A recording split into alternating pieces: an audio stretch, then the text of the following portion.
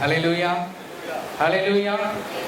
ஒரு பாடலின் ஒரு சில வரிகளை பாடிவிட்டு அப்படியே நாம் ஆராதனைக்குள்ளாக கடந்து செல்லலாம். 19வது பாடல், எந்த அன்புள்ள ஆண்டவர் இயேசுவே நான் உந்தன் நாமத்தை போற்றிடுவேன் என்ற பாடலை நாம் யாவரும் இணைந்து கரங்களை தட்டி பாடி அப்படியே ஒரு கொஞ்ச நேரம் ஆராதனை செய்வோம்.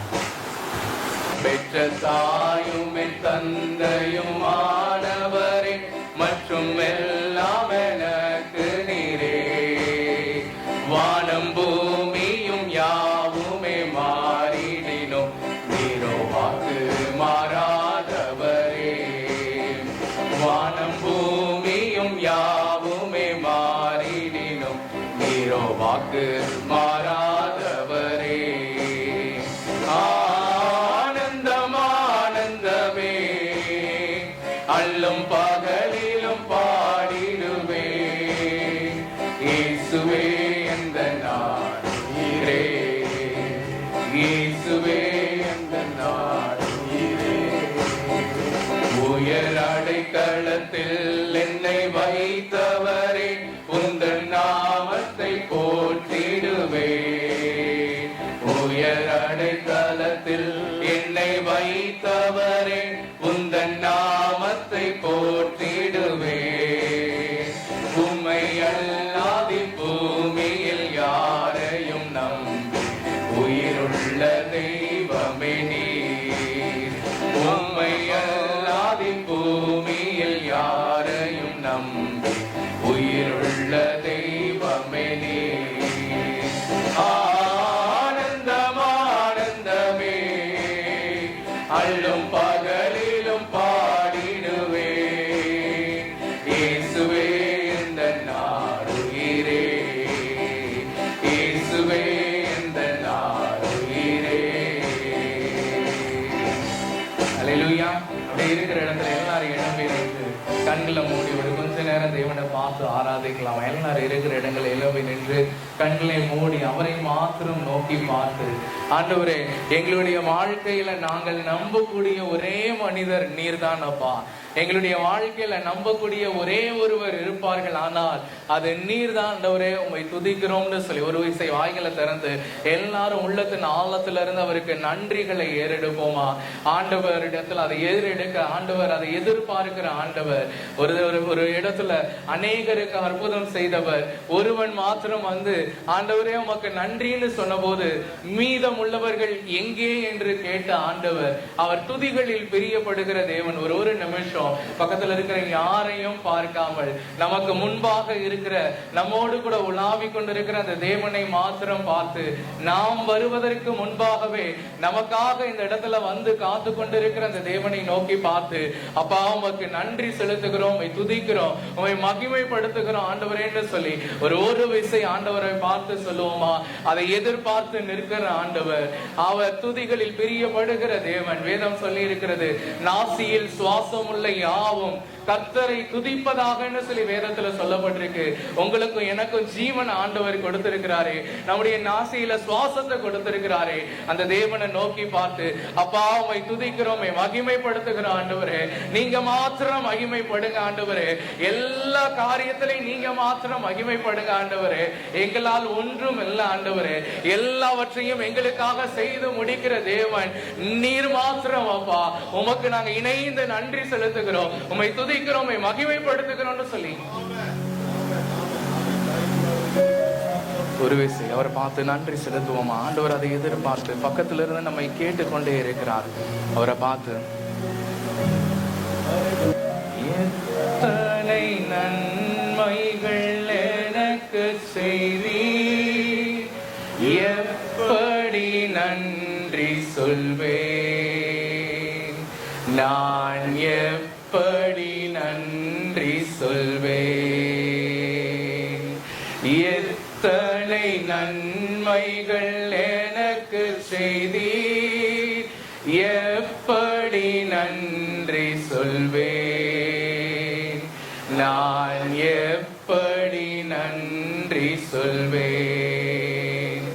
நன்றி ராஜா, நன்றி ராஜா, நன்றி ராஜா, இயேசு ராஜா, நன்றி ராஜா, நன்றி ராஜா, நன்றி ராஜா, இயேசு ராஜா, நீ செய்த அதிசயம் ஆயிரம் உண்டு, விவரிக்க முடியாதையா.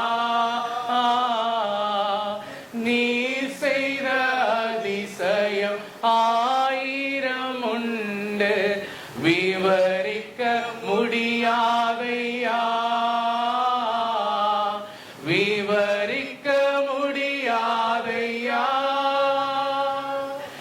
எத்தனை நன்மைகள் எனக்கு செய்தீர், எப்படி நன்றி சொல்வேன், நான் எப்படி நன்றி சொல்வேன். இந்த வார்த்தை மீண்டும் ஒரு விசை சொல்லுமா, அவர் செய்திருக்கிற அதிசயங்கள் ஆயிரம். ஒருவேளை நம்ம யோசிச்சு பார்க்கும்போது இந்த ஆலயத்தை ஆண்டவர் புதுப்பித்து கொடுத்திருக்கிறார், நம்முடைய வாழ்க்கையும் ஆண்டவர் புதுப்பித்து கொடுத்திருக்கிறார், ஆவிக்குரிய வாழ்க்கையில நமக்கு பலனை கொடுத்திருக்கிறார், சத்தியத்தை அறிய கிருபை கொடுத்திருக்கிறார், இந்த மேடை இன்னைக்கு பிரதிஷ்டை பண்ண கிருபை கொடுத்திருக்கிறார். இப்படி எண்ணி இந்த இடத்தை பார்க்கிற போது அவர் செய்திருக்கிற நன்மைகள் ஆயிரம், அவர் செய்திருக்கிற அற்புதங்கள் ஆயிரம், அவர் செய்திருக்கிற அதிசயங்கள் ஆயிரம். அதை நினைத்து பார்த்து கரங்களை உயர்த்தி இந்த ஒரு வார்த்தையை மீண்டும் சொல்லுவோமா, நீ செய்த அதிசயம் ஆயிரம் உண்டு, விவரிக்க முடியாதையா. நீ செய்த அதிசயம் ஆயிரம் உண்டு, விவரிக்க முடியாதையா, விவரிக்க முடியாதையா. எத்தனை நன்மைகள் எனக்கு செய்தீர், எப்படி நன்றி சொல்வேன், நான் எப்படி நன்றி சொல்வேன். ஐயா, எத்தனை நன்மைகள் எனக்கு செய்தீர், எப்படி நன்றி சொல்வேன், நான் எப்படி நன்றி சொல்வேன். இந்த நன்மைகள் எல்லாம் ஆண்டவர் நமக்கு செய்திருக்கிறார் என்றால் அவருடைய அழகான கண்கள் நம்மை நோக்கி பார்த்தது நிமித்தமாக மாத்திரம்தான், வேற ஒரு காரியமும் கிடையாது. தேவனுடைய பார்வை எப்பொழுதும் இந்த ஆலயத்துல கண்கள் திறந்திருக்கிறதுன்னு வேதத்துல பார்க்கிறது போல நம்மோடும் இந்த ஆலயத்துல இருக்கிற ஒவ்வொருவரோடும் அவருடைய அழகான கண்கள் ஒவ்வொரு நாளும் கண்டு கொண்டு இருக்கிறதுனாலதான் இன்னைக்கு நாம் தூக்கி எறியப்பட்ட நம்முடைய வாழ்க்கையில் எல்லாம் முடிந்தது என்று நினைத்து கொண்டிருக்கிற இந்த வேளையில் நாம் நிலை நின்று கொண்டிருக்கிறோம். அவரை பார்த்து சொல்லுவோம், ஆண்டவரே உம் அழகான கண்கள் என்னை கண்டதுனால என் வாழ்க்கையே முடிஞ்சு போச்சுன்னு நினைச்சுக்கிட்டு இருந்தேன்னா இன்னைக்கு உம்முடைய பார்வைக்கு முன்பாக நான் உயிர் வாழ்ந்து கொண்டிருக்கிறேன் ஆண்டவரேன்னு சொல்லி அவரை பார்த்து அந்த வரிகளை சொல்லி பாடுவோமா. உம் அழகான கண்கள் என்னை கண்டதாலே முடிந்ததென்று நினைத்த நான் உயிர் வாழ்கின்றேன். உம் அழகான கண்கள் என்னை கண்டதாலே முடிந்ததென்று நினைத்த நான் உயிர் வாழ்கின்றேன்.